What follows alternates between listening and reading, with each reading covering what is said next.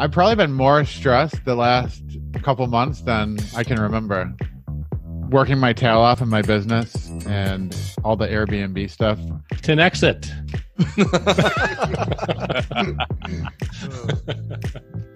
Hey, welcome back to another episode.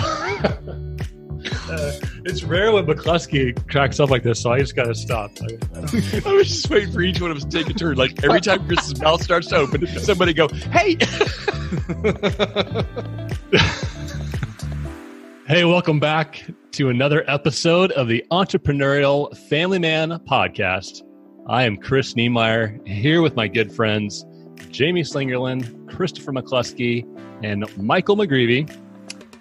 We are four guys who are crazy about our wives. We love our kids, and we want to kill it in business. And this podcast is a safe place to talk about those dynamics. If you're juggling all that, life can be a challenge. There will be tension, and it's okay to talk through that. Today, we want to talk about this seasons in life where you might have to have a ramp up to your business season, a grind season. Jamie Slingerland, you have been in quite a season the last few months. Fill us in on what you've been up to. What's it been like for you? Guys, I've been stressed out more so in the last couple months than I can remember. I'm taking a deep breath here, and I am longing, hoping, and sprinting towards the finish line of this remodel project for the Airbnb project that we're working on. It's been hard. I've lost my religion a couple times and almost said things that I would regret deeply. I had thought, man, there's so much money to be made in being a general contractor and just subbing things out. And then you actually manage a project and you realize that it is hard work. And the money that I saved, I earned basically through a lot of stress and hard work.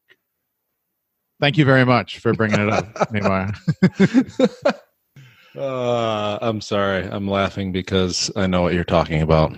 Because I used to do that. What's that? You're laughing with me and not at me? Right. With you. Yeah. In support of you. Thanks. You know all too well the trials a general contractor might have, right, Michael, with your background? I do. And it is hard work. You earn every bit of extra money that you make.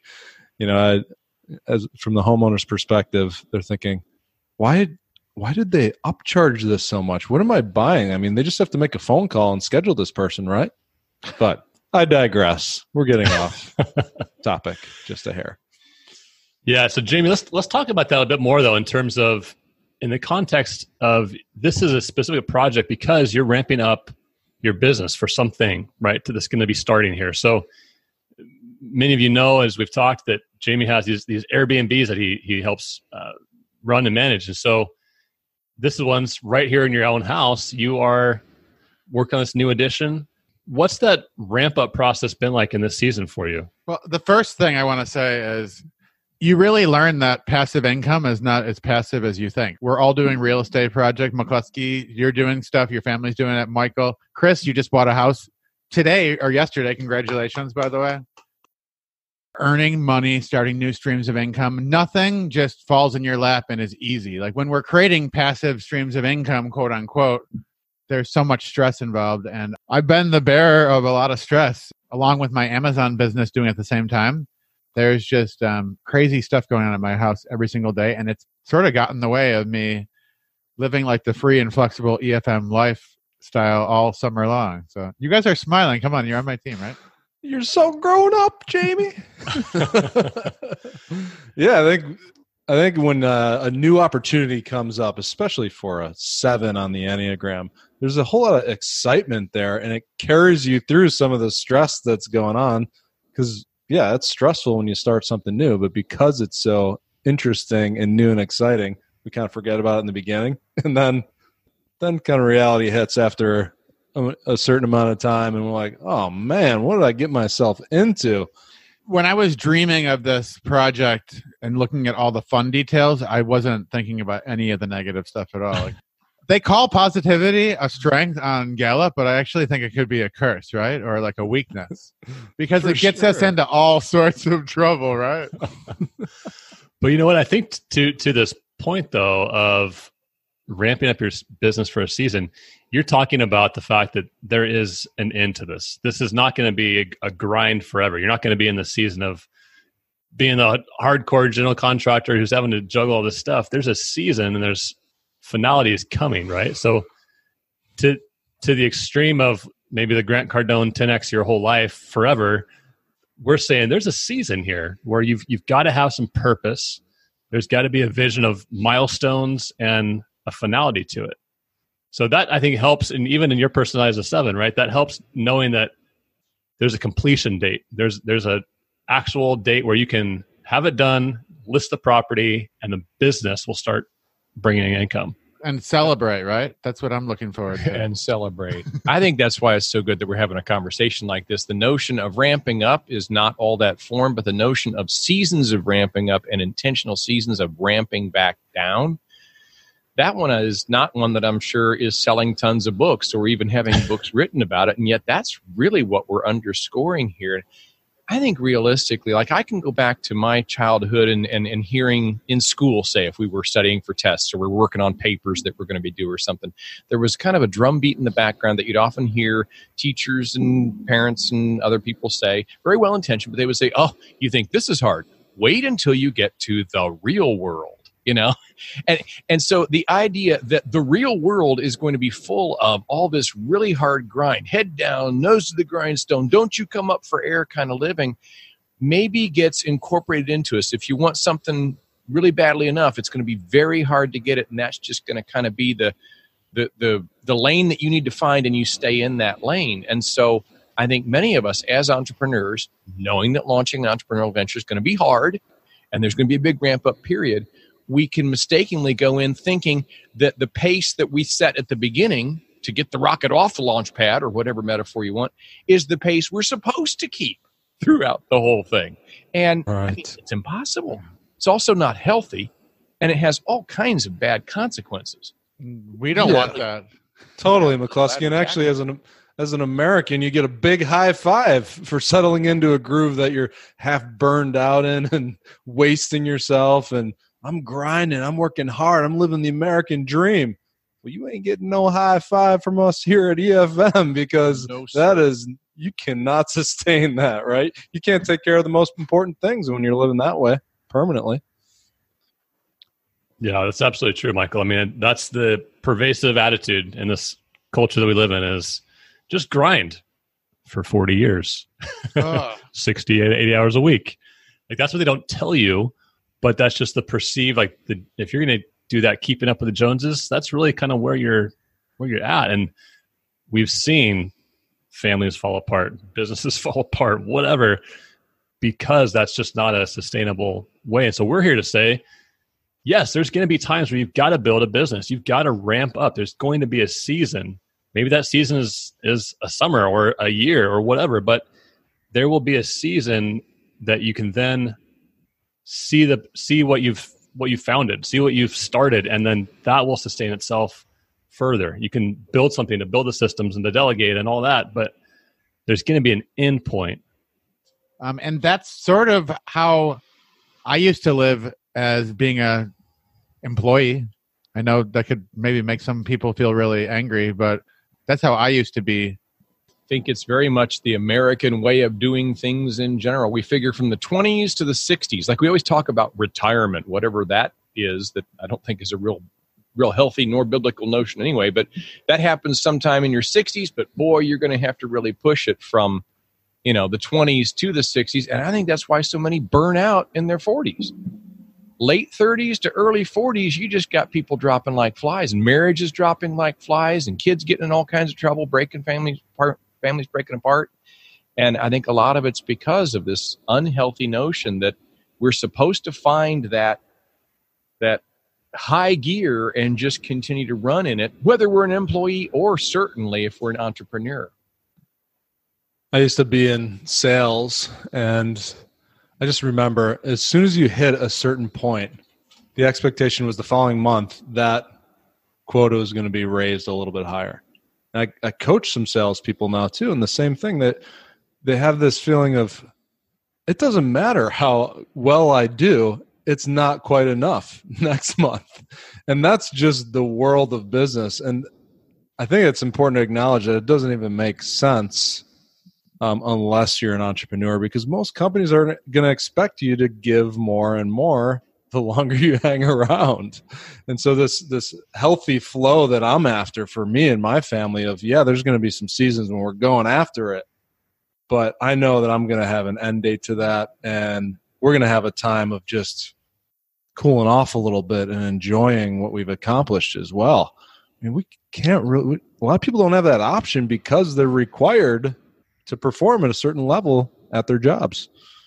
Yeah, that's a great point, Michael, in terms of knowing that there's going to be the seasons and you're really preparing for the lower or the slower season, right? And I think that's really point number 2 is looking at this idea of grinding for a season is because you want to retain a vision for what your future position could look like, a more sustainable vision of how that business can run once you've built it to a certain level, right? You don't want to, we know it's not sustainable. And so that's the beauty of entrepreneurship is we can sprint for a season. Sprinters aren't going to be sprinting forever. They've got there's a reason why sprints are usually a very short time frame. It's not a 26-mile sprint, right? Yeah, you hear that. It's a marathon, not a sprint, but sometimes it is a sprint, right? I don't know about that line anymore. I used to say it myself. I'm done with it. There's definitely no easy street. I was talking with a buddy of mine who's a Christian business owner here in the area. He owns a bakery, and we were talking just about how much his business has grown in the about 10 years or so that I've known him. So we were just talking about the things that entrepreneurial family men would discuss. And he said, but as well as the business is going now, he showed me his new delivery truck that he's got outside with this, this whole wrap all over it, advertising his business, and it's seen all over town and stuff. It's going great. But there's no easy street. There's never a point that you reach in business development where everything just runs like a well-oiled machine and you can go, take a nap or kick off to the Cayman Islands for 3 months or so. It doesn't work that way. McCloskey, a piece of me died when you said that you can't go to Cayman Islands for 3 months. Me too. I fully intend to do so. Like, that's please say it ain't so. That's impossible. Yeah, all or Get nothing. Behind right? Me. All or nothing. Insert your Cayman Island, San Miguel de Allende piece for whoever else is listening here. But I do agree with the premise that there's no easy street and you don't just set it up. Even in business, right? Like once we get our business set up, we have an issue in our family or somewhere else that ends up feeling like business because we're all being intentional in those domains. But I do like that idea, and I think it goes along with what we were saying in our first point there, is that there's these flows and these cycles that happen naturally in our marriage and our parenting and our business. I like that idea that there's no easy street, right? And that I think you're lying through your teeth. but the hard work actually makes the breaks and the margin feel even sweeter, right? For me, it does. Yeah, I think anybody entrepreneurial, if you're not working towards something, if you don't have a vision for some new exciting project, anything that's just purely fun and relaxing would become boring after a while. We are ones who love to create, who love to build, who love to do a next thing, a new thing. And so, yeah, you want that in there. But I think just the conversation we were having before we even hit record here, guys, where we were talking about just on the big plane of the economy, that there are always ebbs and flows in the economy.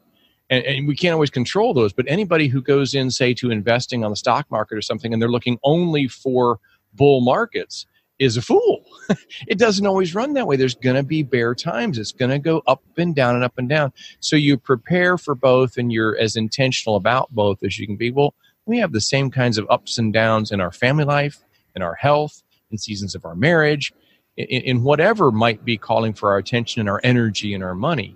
So I'm kind of joking around here a little bit too. I mean, I totally agree with you, McCloskey, but I've struggled with this. I usually recognize that I'm in an unhealthy spot after I'm in an unhealthy spot, not when it's coming. And so I get in these periods of grinding and trying to knock out this project so that this future vision will be realized in my own life. And I lose myself in it sometimes. And then that's when I often have to stop and dig my heels in and say, whoa, this is starting to sabotage some of the most important things in my life. I wish that wasn't so, but that happens more often than I'd like to admit in my life. Well, don't beat yourself up, Michael, because one of the areas or examples we were talking about earlier, though, is how even this summer, you and McCluskey were both examples of, because of where you live, this is a great season to enjoy the outdoors and to enjoy more family time, more of what you want. You know, Jamie's talked about the summer season. Buffalo is called July. But, you know, this is an area where you just wanted to take your foot off the gas intentionally. And this is something that you and Lydia talked about. And you took your foot off the gas there of parts of your business because you wanted to engage more in the outdoors. Chris, you did the same thing. Some of these awesome staycation examples that you have been, you know, that you gave. That's a great way to look at the seasonality that we can have in our businesses. There's going to be certain seasons, I'm the same way, where summer season's a little bit slower. Jamie, you have ebbs and flows in the Amazon business, right? So part of understanding what the seasonality is like, what the rhythm of our businesses can be like, and planning in advance for it is the key to this. You know, I almost think of it as like interval training. A lot of people think of running a business as they've just got to sprint forever. But interval training, you're sprinting for maybe a 15 or 20 seconds, and then you're resting or walking for another minute. And then you go sprint for 15 or 20 seconds, and then you walk for a minute. There's something that does to your body, your heart, your metabolism. It's actually more healthy than trying to sprint all out forever until you just collapse. Yeah, it's a good metaphor, Niemeyer. No wonder why people get burned out, right?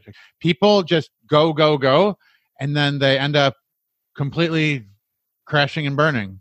Crash and burn. Yeah, I think, Michael, back to the point that you were making there about maybe not always noticing it until we're in the thick of it. We can't always tell when the economy is going to take a dive, but we know, if we're wise at all, that it's going to. And so we plan for those days of lack, those times when there's going to be a need for something in the storehouses. Ramping up is something that any entrepreneur has to know is going to be required in certain seasons of the business. And right alongside of that, there has to be an awareness that season must not become the new normal. It mustn't become the assumption that, I guess this is what it takes to become a successful entrepreneur, because that's a burnout pace that we're setting. We need to have a vision for the future of what we really want as an entrepreneurial family man.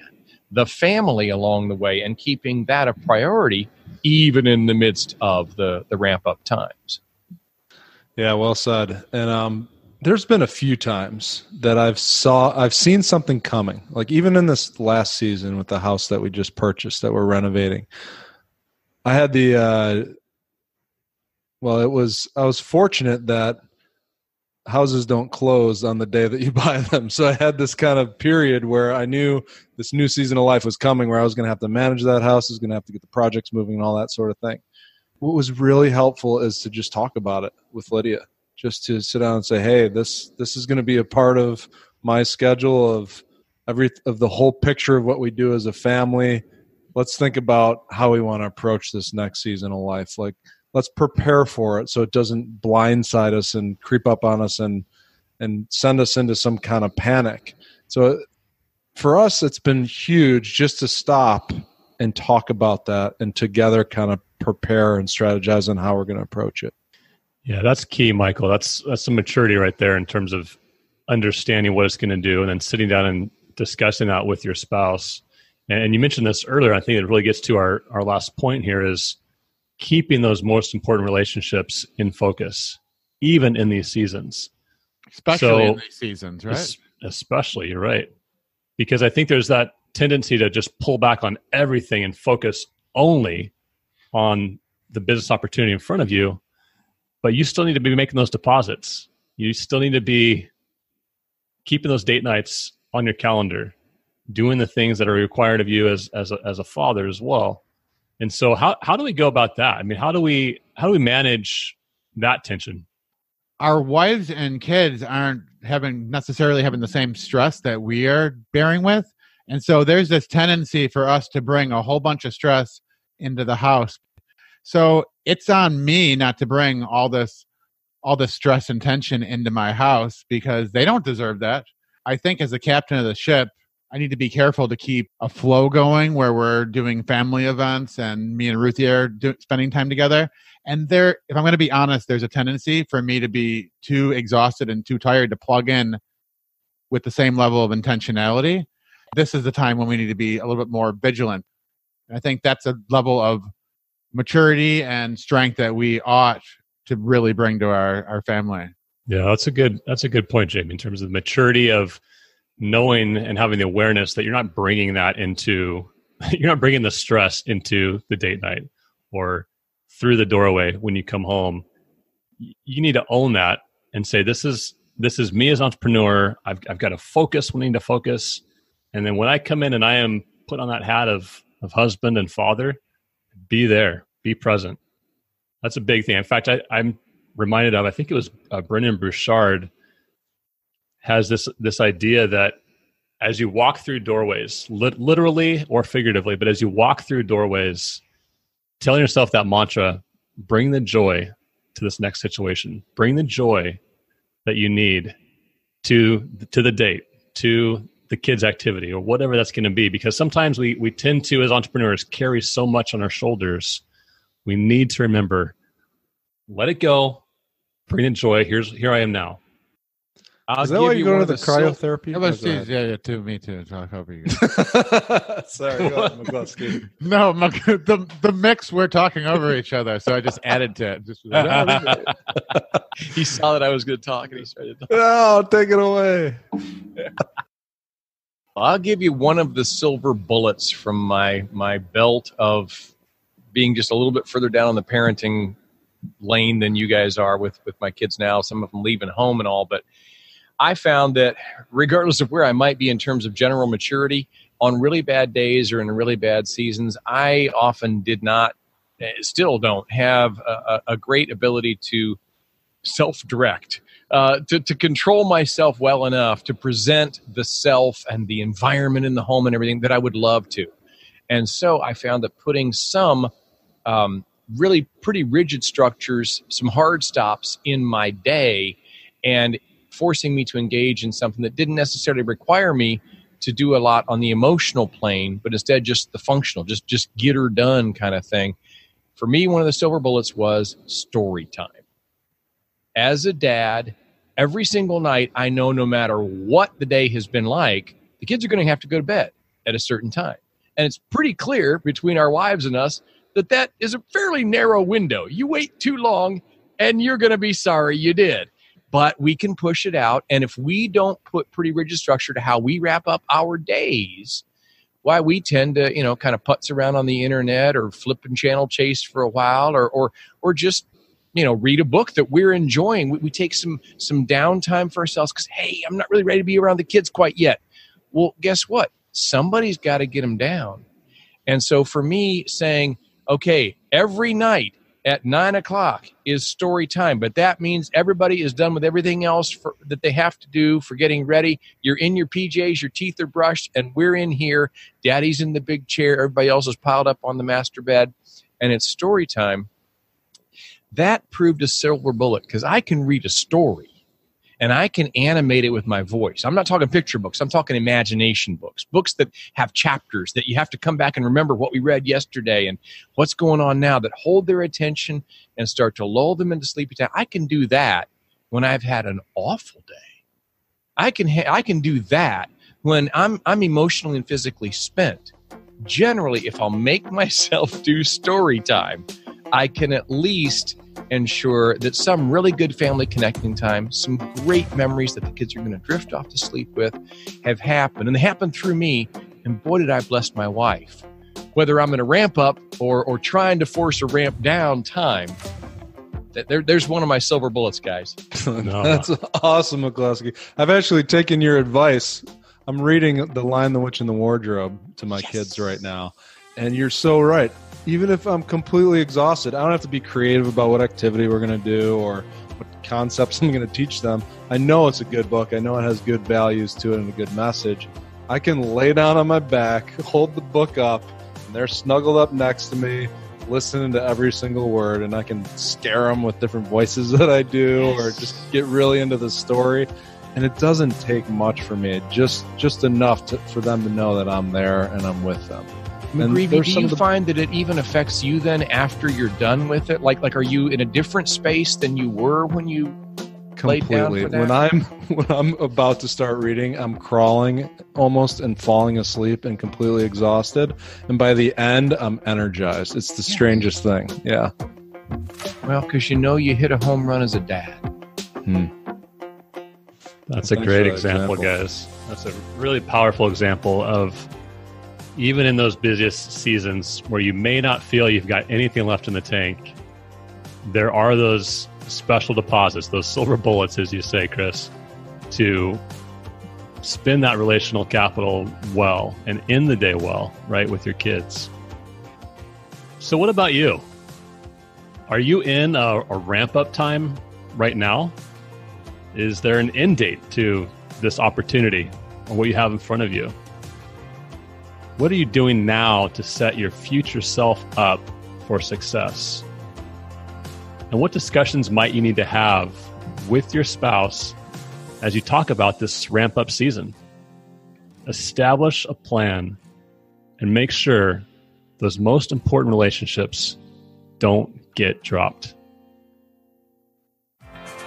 Thank you for listening to the Entrepreneurial Family Man Podcast. Visit efmlife.com to connect with us and others like you who are pursuing success in enterprise, family, and marriage.